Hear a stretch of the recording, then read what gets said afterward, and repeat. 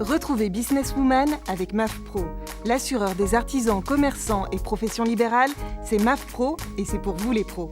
C'est la MAF.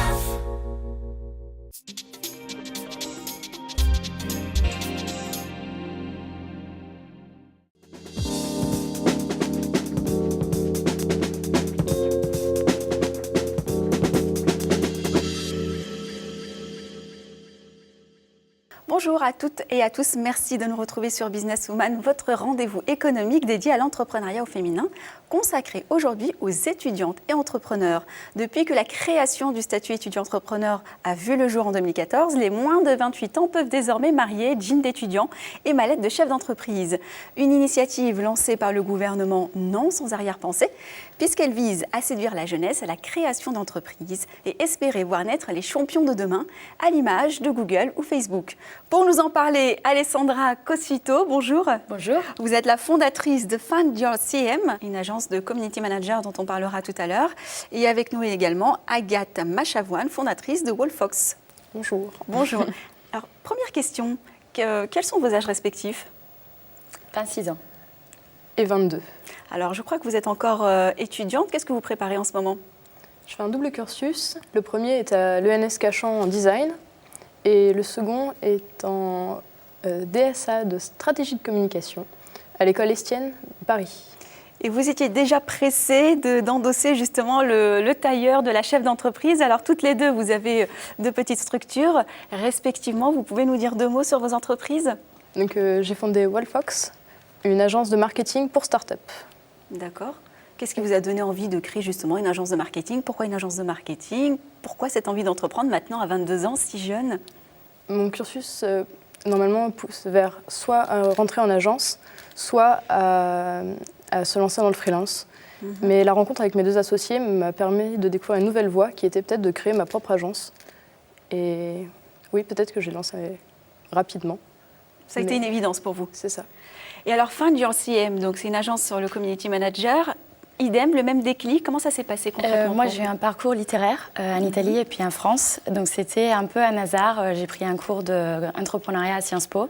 Et là, ça a été une vraie révélation par rapport à ma personnalité et mes envies. Je pense qu'on n'en cite pas assez les jeunes, ou en tout cas pas encore, surtout pas dans des universités littéraires ou à Sciences Po, au parcours d'entrepreneur. Alors qu'il y a de plus en plus d'étudiants qui lancent leur start-up. Et je pense que c'est le bon moment dans une vie pendant qu'on est étudiant ou juste à la fin, de se lancer dans l'aventure. Alors finalement, le statut étudiant-entrepreneur est tombé à pic pour vous, je crois savoir, finalement. Moi, c'est tombé à pic parce que je venais de finir mes études, donc après un master et un master spécialisé. Et j'ai saisi l'opportunité parce que quand même, le statut étudiant donne pas mal d'avantages. Et notamment, les diplômes de l'étudiant-entrepreneur permettent d'avoir accès à des espaces de coworking, à avoir des mentors académiques et professionnels. Ça permet d'avoir accès à un réseau, ce qui est fondamental dans la vie d'un entrepreneur. Bien sûr. Avoir accès à des prix. Donc, c'est tout un écosystème qui est en train encore de se créer, mais qui, je pense, est une opportunité à saisir pour les étudiants français. Alors, c'est assez précoce, c'est assez nouveau ce statut. Beaucoup encore ne le connaissent pas. Peut-être des étudiants nous regardent. Qu'est-ce que le statut étudiant-entrepreneur ? Qu'est-ce que vous en avez appris concrètement ? Les statuts étudiants-entrepreneurs est pour des gens qui ont déjà leur baccalauréat et qui peuvent être soit encore en cursus, soit déjà des jeunes diplômés de au moins un minimum 3 ans, enfin un maximum 3 ans. Pour y postuler, il y a un dossier en ligne. Ça se fait auprès des pépites. Il y en a 29 en France. Et ensuite, il y a un concours, donc un jury pour intégrer le parcours. Et si on est encore étudiant, on a des aménagements d'horaires. On peut aussi reconnaître son activité d'entrepreneur à la place d'un stage. Et si, comme moi, on a déjà fini ses études, on a quand même accès à des cours auprès des établissements d'enseignement qui sont partie de la pépite. Donc, par exemple, moi, je suis à la PSL, donc à la pépite PSL, qui regroupe entre autres l'école normale sup, Dauphine, l'ENSAD. Donc, on pourra choisir des cours un peu à la carte dans ces universités-là. Alors, Agathe, je crois que vous avez également déposé un dossier, mais c'est en cours actuellement. C'est quoi les démarches précisément et quelles sont les difficultés quand on veut justement intégrer une pépite ? Pour créer le dossier, c'est tout simple. Ça se fait sur Internet. Donc, il suffit de choisir une pépite parmi les 27, 29 qui existent. Donc, de remplir le fichier sur Internet qui demande globalement de reformuler son CV.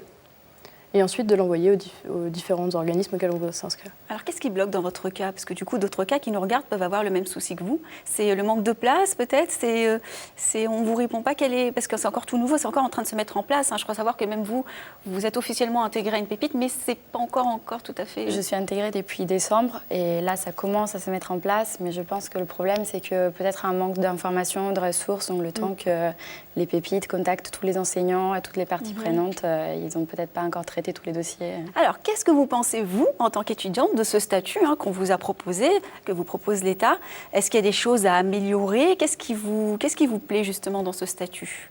Comme je dis, mon dossier pour l'instant n'est pas abouti, donc j'ai une vision assez simple. Normalement, c'est censé pouvoir aménager les cours ou alors permettre, le plus gros avantage, je pense, c'est au lieu de faire un stage, de permettre de lancer son entreprise. Mais pour l'instant, effectivement, rien n'est mis en place, ou encore rien n'est lancé, ou en tout cas... L'initiative est bonne, même s'il y a des choses à améliorer. Pour l'instant, ça manque de concrétisation. Alors, comment ont réagi vos parents, vos amis, quand vous leur avez dit voilà, je suis encore en cours, je viens juste de quitter l'école, mais je veux être chef d'entreprise à moins de 30 ans? Comment ils ont réagi? Moi, mon entourage et ma famille a toujours été très... ils m'ont toujours soutenue, c'est-à-dire que surtout mes parents m'ont toujours laissé très libre de faire mon parcours. Et au final, j'ai beaucoup d'amis, d'étudiants qui lancent leur start-up de plus en plus. C'est aussi du fait qu'une chose amène une autre, donc c'est mon réseau. Mais pour un étudiant entrepreneur, il est fondamental de s'entourer d'autres étudiants entrepreneurs parce que l'entraide est vraiment à la base d'une réussite d'une start-up. Donc c'est plutôt positif, je me sens pas du tout un extraterrestre, au contraire. Ça y est, ça se démocratise. Et pour vous, quelle réaction de la part des proches? Beaucoup de surprises. Parce que vous êtes plus jeune encore, hein? Oui, et je suis surtout encore en cursus, et donc le principal conseil, c'est n'oublie pas tes études. Voilà, essentiellement. Voilà, bien sûr, et ton diplôme aussi. Mais sinon, non, j'ai pas eu de frein de ce côté-là. En tout cas, même beaucoup d'aide. Des gens qui m'ont dit « Ah, bah, je connais quelqu'un qui connaît quelqu'un qui... » Et du coup, un réseau s'est créé, en fait, en partant des proches. Une bonne dynamique autour de justement cette envie d'entreprendre. Alors Alessandra, vous considérez que justement à la fin de ces études, c'est la meilleure période pour entreprendre parce qu'on n'a pas encore cette responsabilité familiale, cet engagement peut-être dans la vie privée? Absolument. Moi, pareil, j'ai commencé à lancer ma start-up alors que j'étais encore étudiante et là, je continue. Et je pense que c'est vraiment une période parfaite parce qu'on n'a pas encore de famille, on n'a pas encore un CDI, une carrière bien entamée, donc on n'a pas de regret à se dire est-ce que je le fais pas, est-ce que j'attends encore un peu. Et surtout, aujourd'hui, être jeune, être entrepreneur, c'est plus mal vu. On ne va pas regarder les gens, surtout dans nos secteurs, marketing digital, community management. On a limite plus de... autorité, même si c'est prétentieux à dire, mais c'est parce que c'est générationnel, que quelqu'un qui va se lancer après toute une carrière dans le même secteur. Donc je pense qu'il n'y a vraiment aucune crainte à avoir, et même si c'est un échec, parce que voilà, il y a 9 startups sur 10 qui échouent, donc il ne faut pas avoir peur de ça, parce que quoi qu'il arrive, ça va être une expérience hyper enrichissante qui va être quand même valorisable par la suite, même si après on décide d'intégrer une entreprise ou changer de parcours. Alors vous avez manifestement trouvé vos voies, mais est-ce que ça a été facile de clairement savoir ce qu'on a envie de faire si jeune, de savoir précisément que c'est dans ce secteur qu'on veut travailler, créer son entreprise, parce que souvent on se cherche longtemps? Moi, je pense que c'est jamais facile de savoir ce qu'on veut faire dans la vie et que personne dans notre génération peut vraiment affirmer de dire au moins qu'il se fait des professions, je veux être médecin ou je veux être avocat. Sinon, toutes les formations un peu Sciences Po, école de commerce, on est tellement polyvalent qu'on peut tout et rien faire. Donc, ce qui est important, je pense, c'est de trouver un bon compromis entre ce qu'on a envie de faire, ce qui nous passionne, quelque chose où il y a quand même de l'attraction, une offre de marché. Et après, il faut juste tenter l'aventure et se laisser porter par les opportunités, les événements. Moi, je pense vraiment que l'idée compte rien ou très peu. Et ce qui compte, c'est vraiment l'exécution. Donc, le fait de savoir pivoter, itérer par rapport à ce qui se passe dans la vie de l'entreprise, aux rencontres qui se font. Donc, ça n'a pas été ma vocation depuis que je suis gamine de faire du community management, parce que ça n'existait même pas quand je suis née. C'est vrai, ouais. Mais aujourd'hui, en tout cas, je suis épanouie et c'est ça qui compte. Est-ce que vous avez des tuteurs qui vous encadrent? Alors vous êtes encore en attente, donc ça va être plutôt pour Alessandra. Une fois que vous avez intégré une pépite, est-ce que vous avez un tuteur qui est désigné d'office pour vous? À quelle fréquence vous le voyez? Comment contribue-t-il justement Qu'un étudiant entrepreneur a le droit à avoir des mentors, donc c'est soit des entrepreneurs, soit des professionnels. Donc moi j'ai rencontré un professeur de l'école de Normal Sup. Après c'est aussi à l'étudiante de le solliciter par rapport aux besoins. Mais au-delà de ça, j'ai beaucoup de mentors autour de moi. Donc c'est pas des tuteurs officiels, mais c'est des gens qu'au fur et à mesure de mon parcours, j'ai su un peu fédérer autour de mon projet. Donc soit d'autres entrepreneurs, des professeurs, même des anciens maîtres des stages ou des gens que j'ai rencontrés dans le monde professionnel. Et ça, c'est hyper important de les solliciter régulièrement. Enfin, pas toutes les semaines, c'est pas nos psys, mais c'est quand même des gens qui sont là pour nous aider. Et ça aide à avoir beaucoup de visions différentes et à prendre du recul et après essayer de faire le tri pour continuer à avancer. Alors Agathe, vous avez également votre entreprise. Comment vous avez fait pour financer justement ce premier bébé ? C'est un peu compliqué parce qu'on est parti, avec du coup mes deux associés, on s'est posé un moment en disant mais comment on va pouvoir y arriver ? Et on a décidé de passer par une auto-entreprise. Donc il y en avait un qui avait le statut auto-entrepreneur, les autres étaient derrière, mais c'est pas grave. Sans statut, voilà, on peut pas le dire. Voilà, sans statut. C'est pas grave. Et juste pour tester l'activité et voir comment ça marchait, éventuellement recadrer. Parce qu'au début, on ne ciblait pas que les startups, on ciblait tout ce qui était business locaux, mais finalement, ce sont les startups qui ont été les plus réactives et qui se sont révélées avoir le plus besoin de nous. Et du coup, nous avons décidé de créer une structure à partir de ce moment-là, mais avec déjà l'argent récolté lors de l'auto-entreprise. Alors, c'est intéressant ce que vous dites, les entreprises, les startups sont venues vers vous, parce que c'est vrai que vous l'avez dit aussi, vous avez une valeur ajoutée, cette jeunesse, c'est que vous êtes vraiment très bien formés justement aux réseaux sociaux, aux nouvelles technologies, au marketing. À mon avis, c'est ce qui est recherché. Quelle est la valeur ajoutée d'être un étudiant et d'avoir son entreprise dans ce domaine justement ? Que demandent les clients quand vous allez les voir ? Pour travailler justement avec des startups, je travaille surtout avec des jeunes qui du coup ont déjà cette culture du digital et auquel on se comprend assez facilement. Un langage commun ? Voilà, c'est ça.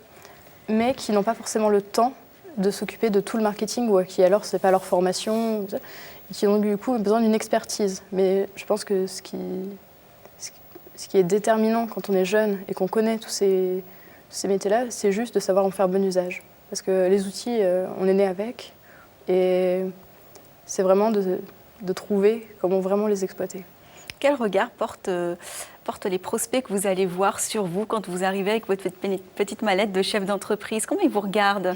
Moi, personnellement, j'ai jamais eu de préjudice. Enfin, je me suis jamais sentie mal à l'aise, ni d'être jeune, ni d'être étudiante. C'est bienveillant toujours. Ni d'être femme, ni d'être étrangère. Donc, je pense que...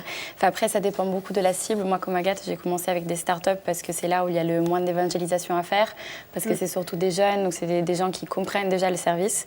Là, je m'attaque à d'autres marchés, donc des entreprises un peu plus traditionnelles, entre guillemets. Donc là, c'est vrai qu'il faut un peu plus d'autorité, un peu plus de bagages, de clientèle aussi.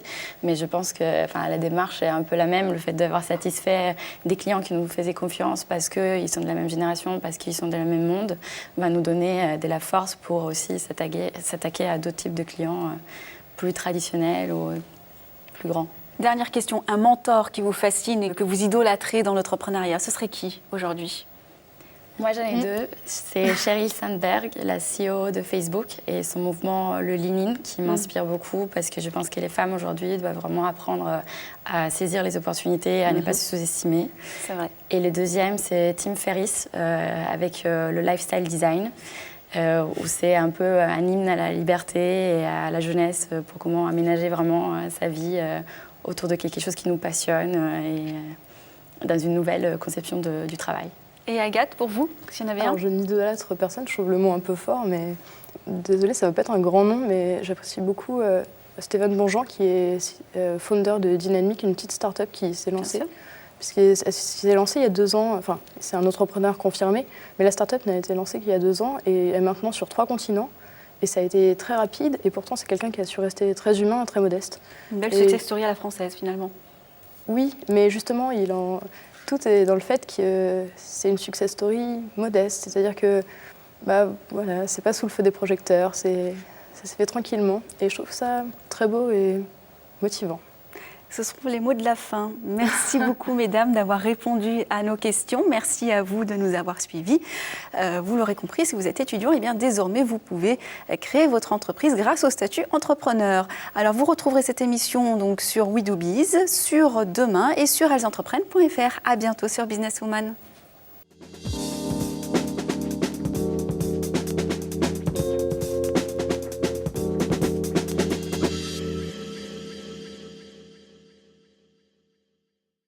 Businesswoman vous a été présenté par MAF Pro.